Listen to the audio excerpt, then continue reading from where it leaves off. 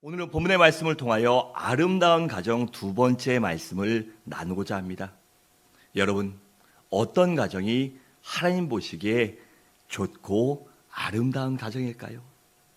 그것은 바로 가정을 만들고 설계하신 하나님의 설명서대로 사는 가정입니다. 그 가정 설명서가 성경 말씀 곳곳에 아주 많이 기록되어 있습니다.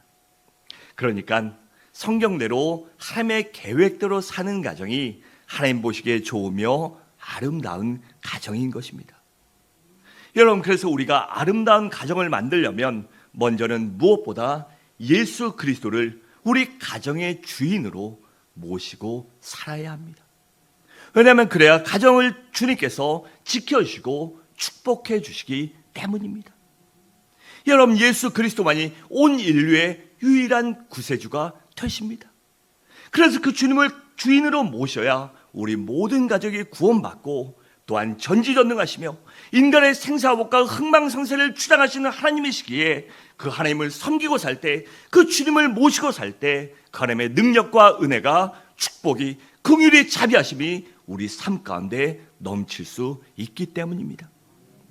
또한 아름다운 가정이 되려면 균형 잡힌 가정이 되어야 합니다. 다시 말해 가족 상호 간에 각자의 역할과 각자의 책임과 각자가 할 것을 열심히 충실히 감당할 때 아름다운 가정이 되는 것입니다. 가령 가정이 가정의 책임을 다하지 않는다면 어떻게 되겠습니까? 어머니가 어머니의 책임을 다하지 않고 애가 깐난쟁이인데 젖도 먹이지 않고 그것이는 분유라도 먹여야 되는데 안 먹이면 어떻게 돼요? 아이들은 부모에게 순종해야 되는데 하지 않고 맨날 세상 쫓아 놀러 다니면 어떻게 됩니까? 그 가정이 안 좋아지죠. 그래서 각자의 역할을 잘 감당해야 하는 것입니다. 또한 아름다운 가정이 되려면 가족 간의 사이가 좋아야 합니다. 각자 가족 간에 맡은 일을 감당하고 사이가 좋을 때, 서로 아끼고 사랑할 때 아름다운 가정이 되는 것입니다. 여러분, 가족 간에 사이가 안 좋아 보세요. 그것이 가정천국이 아니라 가정지옥으로 변질됩니다. 직장 생활하시는 분도 알 거예요. 직장에 다니는데 관계가 안 좋고 틀어지고 미움이 있으면요, 아끼거나 존중하는 마음이 없으면 출근하는 게 정말 가기 싫습니다. 먹고 살기 위해 어쩔 수 없이 가는 거지, 진짜 맘만 보면 도망가고 싶은 마음이 여러분들도 느껴보셨을 거예요.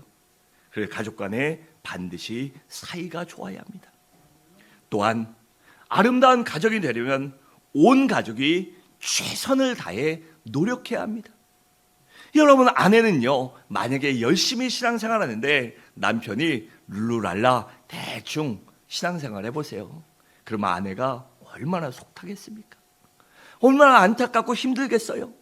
또 남편은 열심히 가정을 위해서 더러워도 참고 힘들어도 참고 무시당해도 참고 열심히 일하는데 그 가족들이요, 자녀나 아내가 남편이 피땀 흘려 벌어온 돈을 아까운 줄도 모르고 흥청망청 쓰고 모으지도 않고 막 낭비하고 또 고마운 줄도 모른다면 남편이, 아빠가 얼마나 힘들겠습니까? 가령 부모님들은 열심히 노력하는데 자녀들은 매일 먹고 놀고 하면서 공부도 안 하고 때로는 부모에게 반항하고 사고치고 심하면 가출까지 한다면 그 가정이 어떻겠습니까? 정말 힘들겠지요. 그렇기 때문에 온 가족 모두가 함께 노력할 때 아름다운 가정이 되는 것입니다. 또한 아름다운 가정이 되려면 각자 가족 간에 각자의 재능과 능력에 따라 일을 배분할 줄 알아야 합니다. 여러분, 가족 간에 누가 신앙이 좋으면요, 그 사람을 따라가면 됩니다. 신앙 좋고 믿음 좋은 사람이 있다면 그 사람을 따라가면 돼요. 또 가족 중에 누가 돈 관리를 잘하면 그 사람한테 맡기고요, 맡겨놓으면 됩니다. 또 가족 중에 누군가 대인관계를 잘하는 사람이 있다면 그 잘하는 사람을 따라가면 행복하게 됩니다. 왜냐하면 사람마다 각자의 재능과 능력이 다를 수 있고 잘하는 부분과 못하는 부분이 있을 수 있기 때문입니다. 물론 가정의 머리는 누구라고 말씀드렸죠? 지난주에 남편이라고 말씀드렸습니다. 여성분들 긴장하지 마시고 가정의 머리는 남편입니다. 다시 말해 가정의 결정권자는 남편이고 아버지라는 것입니다. 그래서 온 가족이 남편과 아버지의 결정에 순종할 줄 알아야 합니다. 대신에 아버지는 목사님이 이렇게 얘기했으니까 내 마음대로 해! 이러면 안 되고요. 어떻게 해야 될까요? 이 아버지는요, 자신의 삶, 우리 가정의 주인 되시는 하나님 아버지와 예수 그리스도의 결정에 순종할 줄 알아야 합니다. 그래서 무언가를 결정할 때 하나님께 기도하고 주님께 기도하고 성령 하나님을 의지하여 하나님의 뜻이 무엇인가, 무엇이 하나님이 기뻐하시고 하나님이 원하시는 것인가, 내가 어떻게 해야 하나님께 영광을 돌릴 수 있는가, 또 우리 주님은 어떻게 하셨을까를 고민하고 기도하고 결정한다면 아름다운 결과를 만들 수 있습니다. 그리고 또한 가족 간에도 충분히 대화가 필요합니다. 여러분, 사람이요 다 잘하는 거 아닙니다. 그래서 가족 간에 나보다 더 난 사람이 있어요. 저는 기계나 뭐 이런 거 굉장히 빨리 배워요. 그런데 약간 섬세하거나 꼼꼼하지 못해요. 그래서 저희 아내는 대신에 정말 기계칩니다. 기계치라고 말할 정도로 설명해 줄 몰라요. 그런데 저보다 꼼꼼하고요. 또 이렇게 세밀하게 잘 살핍니다. 그래서 그런 의견을 종합해서 하면요, 탈이 없어요. 그런데 누군가 한 명의 생각만 가지고 한다면 내가 아빠니까, 내가 가장이니까, 내가 엄마인데, 내가 우리 집 왕이니까 이러면요, 꼭 문제가 발생합니다. 그래서 각자의 재능과 능력에 따라 일을 배분하고 함께 논의해야 아름다운 가정을 만들 수 있습니다. 여러분, 저는 지난주에 아름다운 가정이 되려면 어떤 가정인지 말씀드렸는데 기억나시나요? 먼저는 무엇보다 예수 그리스도를 우리 가정의 주인으로 모시고 살아야 하고, 또한 부부 사이가 좋아야 한다고 말씀드렸습니다. 아내는 남편에게 순종해야 해요. 다시 말해 남편의 결정에 따라야 한다는 것입니다. 그리고 남편은 아내를 사랑해야 되는데 어떻게 사랑해야 한다고 말씀드렸죠? 주님께서 우리를 사랑하신 것처럼, 주님께서 우리를 사랑하셔서 십자가에서 기꺼이 못 박혀 돌아가시며 자신을 버리고 목숨까지도 내어주셨듯이 아내를 아끼고 사랑해야 합니다. 즉 자기 몸처럼 아끼고 사랑해야 한다는 것입니다. 그리고 아내를 귀하게 여겨야 한다고 말씀드렸습니다. 오늘도 이어서 아름다운 가정이 되려면 우리가 어떻게 해야 되는지 그 세 번째 말씀을 나누겠습니다. 우리가 아름다운 가정이 되려면 부모와 자녀 사이가 좋아야 합니다. 우리 1절과 3절을 함께 읽겠습니다. 시작.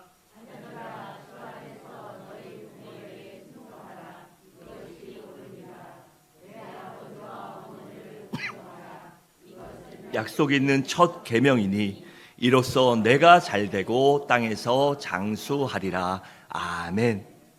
여러분, 본문을 보면 부모와 자녀 사이가 좋으려면 먼저 자녀들이 부모에게 할 일이 있어요. 우리가 무엇을 할 때는요, 뭐든지 우선순위가 있는 것입니다. 그런데 부모와 자녀가 사이가 좋으려면 자녀가 먼저 해야 한다는 것이요.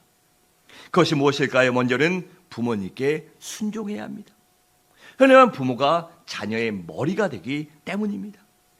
그 이유는 자녀들의 결정권자가 바로 부모님이기 때문입니다. 따라서 자녀들은 부모님의 결정에 따를 줄 알아야 합니다.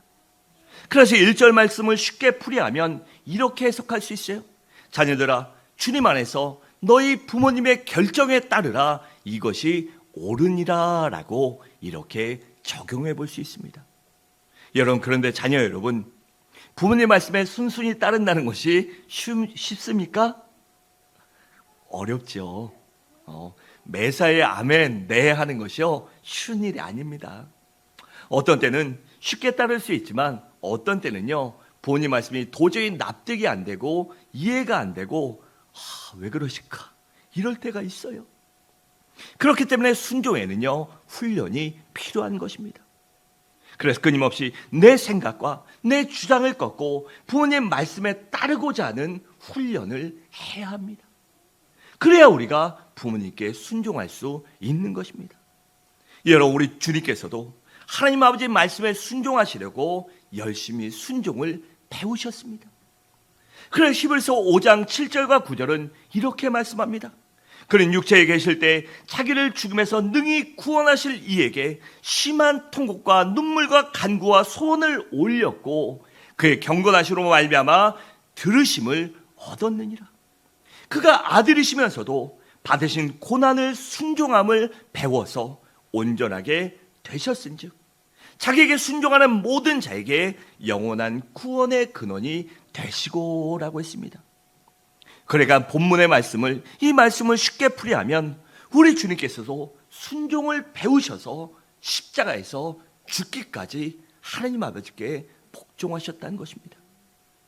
이어 우리 주님께서요, 십자가에서 죽으셨기 때문에 부활하실 수 있었던 것입니다. 죽지 않았다면 어떻게 부활할 수 있겠습니까?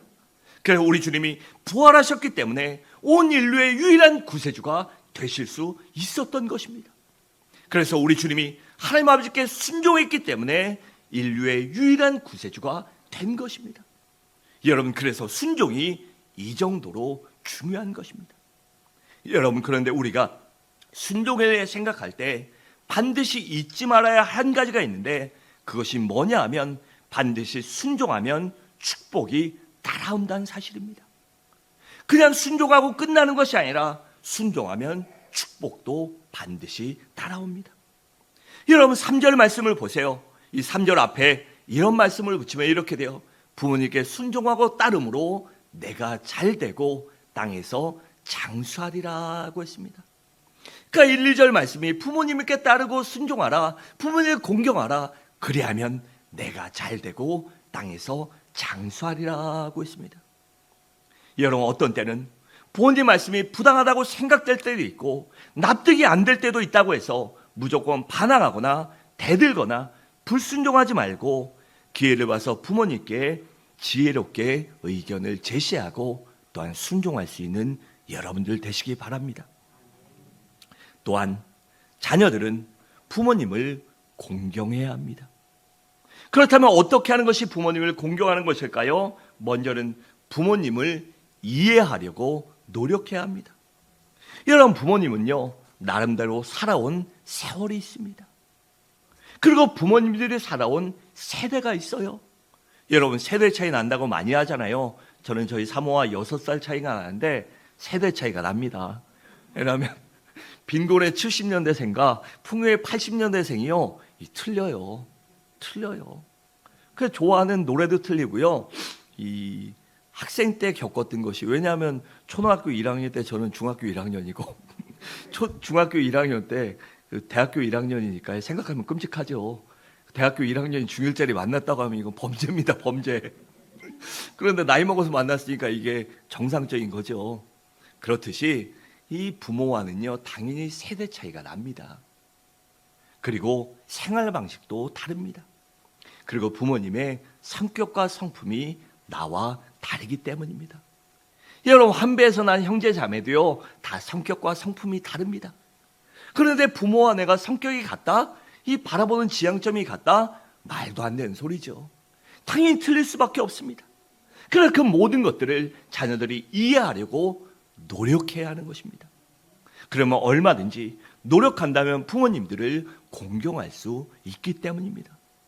그래서 2절 말씀을 쉽게 풀이하면 이렇게 적용할 수 있어요. 내 아버지와 어머니를 이해하라. 이것이 약속이 있는 첫 계명이라고 할 수 있습니다. 여러분, 가끔 자녀들이요, 부모님을 볼 때 우리 엄마는 우리 아빠는 이중인격자야 이렇게 생각하거나 심한 친구들은요, 말하는 친구들도 있어요. 여러분, 부모님들은요, 그런 마음을 갖고 있어요. 그 마음의 근본이 무엇이죠? 내 자식이 나보다 잘되고 내 자식이 조금 편하고 나보다 모든 것이 평안하기를 바라기 때문에 그렇게 말과 행동이 이중적인 잣대를 갖게 되는 것입니다. 가령 자신은 잘못 살았어도 자식들은요, 잘 살기 원합니다. 또 자신은 부모님께 불효했으면서도 자식들은 효도하기 바래요. 또 자신은 살아가면서 이 험한 세상, 더러운 세상 살아가면서 조금은 남들에게 가슴 아픈 짓도 하고 욕먹을 짓을 했으면서도 자식들은 남에게 칭찬받고 살고 존경받고 살고 인정받고 살기를 원하는 것이 부모의 마음이에요. 그것이 바로 그런 의미에서 부모가 이중적일 수 있어요. 그런데 그거 갖고 자녀들이 부모를 욕하거나 이해하지 못해선 안 되는 것입니다. 또한 우리가 부모를 공경하려면 부모님을 존경할 줄 알아야 합니다. 2절에 보면 내 아버지와 어머니를 공경하라, 이것은 약속이 있는 첫 계명이니라고 했습니다. 여기서 존경하라는 것은요, 부모님을 귀하게 여기라는 것입니다. 즉 귀하게 여기는 건 무엇이죠? 업신여기지 말고, 나보다 못 배웠으니까 업신여기지 말고, 무시하지 말고, 부모님이 그래도 못 배우고 힘들게 살았어도 얼마나 힘들게 살았을까 자식 새끼 바라보고 우리 바라보고 그 힘든 세월 참으셨지 이러면서 감사할 줄 알아야 한다는 것입니다. 그리고 부모님에 대해 좋은 마음을 가진 것이 부모를 공경하는 것입니다. 여러분, 아마 여러분들 중에 어떤 분들은 자라나면서 부모님께 상처받은 경험이 있을 것입니다. 그래서 나름대로 부모에게 섭섭한 마음이 있거나 서운한 마음이 있을 수도 있고요, 맺힌 것이 있을 수도 있습니다. 그런데 그런 마음을 주님 안에서, 예수 안에서 다 풀어버리고 부모에 대한 좋은 감정과 좋은 마음을 갖는 것이 바로 부모를 공경하는 첫걸음이 되는 것입니다. 그래서 2절 말씀에 이것을 적용하면 이렇게 읽을 수 있어요. 내 아버지와 어머니에 대해 좋은 감정과 좋은 마음을 가져라, 이것이 약속이 있는 첫 계명이다라고 적용할 수 있는 것입니다. 또한 부모의 허물을 덮어주는 것이 부모님을 공경하는 것입니다. 여러분, 부모도 사람인데 왜 허물이 없겠습니까? 왜 단점이 없겠어요? 그 허물과 단점을 덮어주는 것이 바로 부모를 공경하는 것입니다. 여러분, 노아를 한번 생각해 보세요. 이 축복의 조상이고 또한 인류가 다시 노아로부터 재시작했잖아요. 다시 세팅되고 다시 시작됐잖아요. 그런데 노아가 하나님이 축복해 주셔서 그 땅에서 많은 포도를 거두고 나니까 도저히 먹어치울 수 없으니까 발효돼서 술이 됐잖아요. 그 노아가 그거 마시고 어떻게 됐습니까? 자신의 장막에서 방에서요, 술 먹고 취하니까 열이 오르니까 뻘거벗고 있었어요. 그래서 둘째 아들 함이 들어갔다가 어떻게 합니까? 아버지의 벗은 것을 보고 덮어주거나 문을 확 닫고 나온 것이 아니라 나와서 다른 형제들 셈과 야벳에게 우리 아버지 이러고 흉을 봅니다.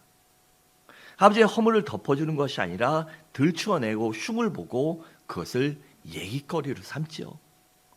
그리고 그런데 그 얘기를 들은 첫째와 셋째는 어떡하죠? 조용히 뒤로 들어가서 아버지의 하체를 볼까봐, 범죄할까봐 뒤로 들어가서 아버지에게 이불을 덮어주고 나옵니다.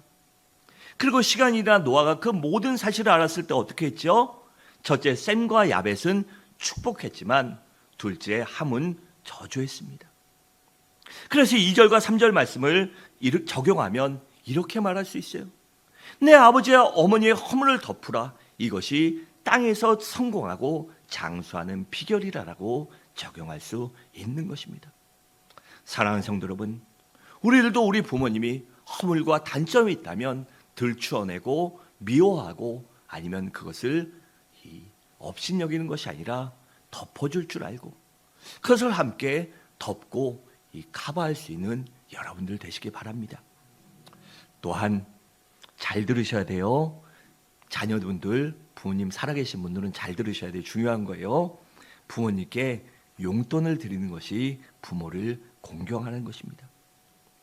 여러분, 부모를 공경한다는 말 속에는요, 이 공경하라는 단어를 찾아보면요, 이 돈으로 경의를 표하다, 물질이나 어떠한 예물로 이 경의와 마음을 표현한다, 그리고 보상한다라는 뜻이 담겨져 있어요. 그러니까 부모님께 용돈을 드리는 것도 부모님을 공경한다는 것입니다.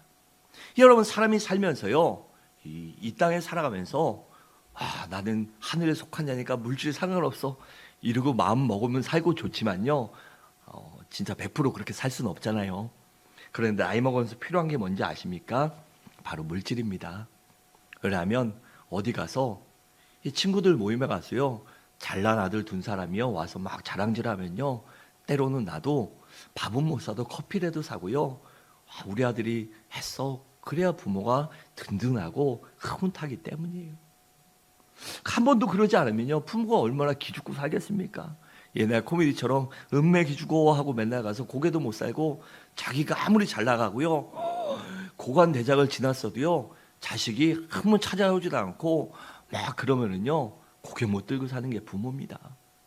그런데 내가 못 살고 내가 세상에 성공하지 못했어도요, 부모가 자주 전화하고 자주 찾아뵙고, 부모님 건강 생각해서 이것도 사다 드리고, 가끔씩 용돈도 드리고, 때마침 전화했는데 나 친구들이랑 놀러 왔어, 엄마 내가 돈 좀 보내드릴게, 맛있는 거 사드세요. 이러면요, 엄마 아버지가요 기가 삽니다. 여러분, 그래서 우리가 부모님께 용돈도 드릴 줄 알아야 합니다. 그런데 자녀분들, 이것이 쉽습니까? 저도 솔직히 어렵습니다. 내 자신을 위한 것이나 내 자식을 위해 내 쓰는 것은요, 아깝지 않고 이 빡빡해도요 여유가 있어요, 마음에. 그런데 부모에게 쓰는 것은요, 조금은 이 여유가 생기지 않죠. 왜냐하면 사람이 그 정도로 이기적이기 때문이에요. 그리고 사랑의 속성이 내리사랑이기 때문입니다. 그렇기 때문에 부모님께 용돈을 드리려면요, 나름대로 결단할 줄 알아야 합니다. 여러분, 요즘 얼마나 좋은 세상에 살고 있습니까? 꼭 은행 가서 은행 3시 반인데요, 그때까지 가야 돈 붙일 수 있을까요? 아니에요. 뭐 50대 분들까지도 잘 아시잖아요. 요새 스마트폰 얼마나 좋습니까? 24시간 아무 때나 보낼 수 있습니다. 은행 가지 않아도요, 잔고만 있으면요 보낼 수 있어요. 그리고 그쵸, 막 보낼 수 있죠. 그러니까 이 월급이 통장을 스쳐가기 전에 카드값으로 빠져나가기 전에요, 이 부모님께 또 자동이체 해놓은 것도 좋은 방법입니다. 그래서 많이는 아니더라도 다만 얼마라도 부모님께 매달 용돈을 드린다, 그런 마음을 먹고 결단하는 여러분들 되시기 바랍니다. 아멘 하셨어요? 제가 마스크 쓰고 있어도 다 봤어요. 나중에 확인합니다. 여러분, 이렇게 우리가 부모를 공경하는 것은요, 여러 가지 방법이 있습니다. 그런데 여러분, 만약에 부모님이 안 계셨다면 우리가 세상에 태어날 수 있겠습니까? 없었죠. 그러니 부모님의 사랑과 은혜가 얼마나 감사합니까? 그래서 부모님께 순종하고 부모님을 공경해야 하는 것입니다. 여러분, 제가 어느 글에서 보니까 발췌한 것인데, 부모님에 대한 오해라는 글이 있어서 잠깐 읽을 텐데 여러분들도 화면을 보면서 잘 읽어보세요. 어머니는 엄마가 보고 싶지 않은 줄 알았습니다. 어머니는 첫사랑도 없고 친구도 없는 줄 알았습니다. 어머니는 절대 무슨 일이 있어도 아프지 않은 몸을 가진 줄 알았습니다. 어머니는 어렸을 때부터 아무런 꿈도 희망도 없는 줄 알았습니다. 어머니는 새벽에 일찍 일어나고 늦게 잠드는 것이 힘든 줄 알고 그것이 당연하다고 생각했습니다. 어머니는 특별히 좋아하시는 음식도 없고 짧은 파마머리만 좋아하신 줄 알았어요. 어머니는 얼굴이 고와지고 몸매가 날씬해지고 아름답게 보이는 것에 전혀 관심이 없는 줄 알았습니다. 어머니는 모든 것을 좋게 받아들이고 불만이 없으신 줄 알았습니다. 어머니는 언제까지나 우리 곁에, 내 곁에 계실 줄 알았습니다. 아버지는 단 하루도 쉬는 것을 좋아하지 않는 줄 알았습니다. 아버지는 기쁘게 웃는 것을 모르시는 줄 알았습니다. 아버지는 딸이 시집가는 것을 마냥 즐거워하는 줄만 알았습니다. 아버지는 배가 빨리 불러와서 맛있고 좋은 음식 앞에서 빨리 먼저 일어나신 줄 알았습니다. 아버지는 항상 주머니 속에 돈이 있는 줄 알았습니다. 아버지는 좋아하는 운동도 없고 취미도 없는 줄 알았습니다. 아버지는 우리가 하는 말을 귀담아 듣지 않고 귓등으로 흘려들는 줄 알았습니다. 아버지는 눈에 눈물 한 방울 없는 줄 알았습니다. 아버지는 그 강함 때문에 언제나 나의 방패막이가 되어주실 줄 알았습니다. 아버지는 그리고 언제나 내 곁에 계실 줄 알았습니다. 여러분, 짧은 글이지만 많은 것을 함축하고 있습니다. 때로는 우리가 이런 마음을 품지 않고 계십니까? 여러분, 우리 부모님의 은혜에 보답할 수 있는 공경하는 여러분들 되시기 바랍니다. 사랑하는 성도 여러분, 말씀을 마치도록 하겠습니다. 우리가 아름다운 가정을 만들어가기 위해서는 반드시 예수 그리스도를 모시고 살아야 합니다. 또한 부부 사이가 좋아야 하며 부모와 자녀 사이가 좋아야만 아름다운 가정을 만들어갈 수 있습니다. 그런데 이러한 것들은 노력 없이 그냥 되는 것이 아니라 정원사가 정원을 가꾸듯이 우리가 끊임없이 노력하고 매일 노력할 때 아름다운 가정을 만들어갈 수 있는 것입니다. 우리 모두 이렇게 매일매일 노력함으로 내 안에 계시는 성령 하나님을 의지함으로 인하여 하나님 보시기에 좋은 가정, 아름다운 가정을 만들어가는 서부중앙의 귀한 성도님들 되시기를 주님의 이름으로 간절히 축원합니다.